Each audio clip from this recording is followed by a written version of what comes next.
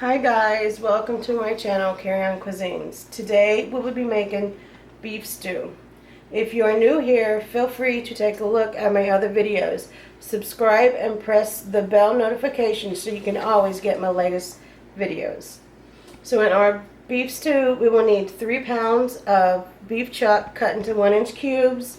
We will need a small onion, 3 carrots, 2 celery, and about 4 medium potatoes. We will also need 2 tablespoons of tomato paste, 2 bay leaves, 4 teaspoons of thyme, a cup of peas, and a cup of red wine, and some flour and salt and pepper, and we'll also need 4 cups of beef broth. This beef stew we are going to cook in our Instapot. Alright, first we will start to saute in our Instapot, and we will turn the saute, push the saute button, and we will put 2 tablespoons of cooking oil in our Instapot to start warming. And then we're going to take 1/4 cup of flour, sprinkle it on our beef, and we're going to take about 3 tablespoons of my house seasoning, and I will leave a recipe for the house seasoning down in the description below. Then we're going to mix until the meat is completely covered with the flour mixture. Now I have all the flour on the meat. We're going to put it in the Instapot, and we are going to brown it a little bit. You may have to do this in batches, but we need to get a little brown on the outside of the meat. When you are browning your meat, you want your meat not to touch. You want to see the bottom of the pot, because if your meat touches, you will steam your meat and not brown, and you won't get that good golden crust on the outside of the meat. And this is how your meat should look when you turn it. You got that nice golden brown crust, and that will be the first layer of taste for our beef stew. Now that all the meat is browned, we will put the 1 onion into the Instapot, and we are going to saute them for about 5 minutes until they get translucent. While our onions are cooking, we need to season them with about 3 teaspoons of our house seasoning, just to give them a little taste.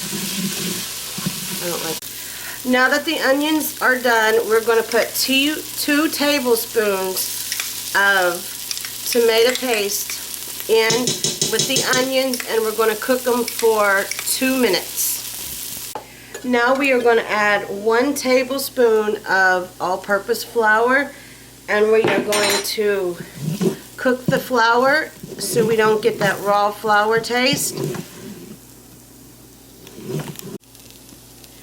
It's been about 2 minutes since I added the flour and I cooked it, and now we're going to add 1 cup of red wine, whatever you prefer, but today I am using Merlot. Now it's been about 2 minutes and the sauce has gotten thick, so we will add our meat back in. Add our bay leaf and thyme, and we will stir that up,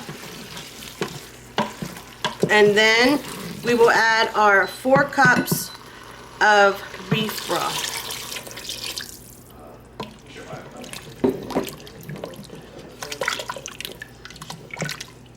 Now that we have everything in the Instapot, we're going to put the lid on, and we're going to make sure that it is on pressure. Then we're going to put meat stew, and we're going to put it for 20 minutes. Our 20 minutes are up. We will now release the pressure from our Instapot. Now we have released the pressure and we have took the lid off. Now we are going to add all our vegetables in. Once we get our vegetables in, we have our carrots, our celery, and our potatoes. Now once we get the vegetables in, we're going to stir and put the lid on. Now that we have our vegetables in and our lid on, we're going to turn back to pressure and we're going to go to soup and broth and we're going to put 10 minutes on.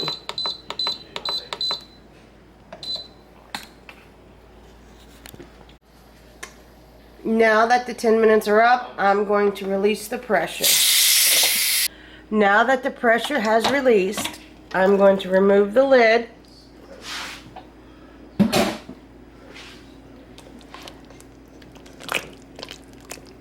And add 1 cup of peas and let sit for 5 minutes. 1 cup of frozen peas, and I'm going to let it sit for 5 minutes. This is what our beef stew looks like. We have paired it with a corn muffin. All the recipes to the beef stew and the house seasoning is in the description down below.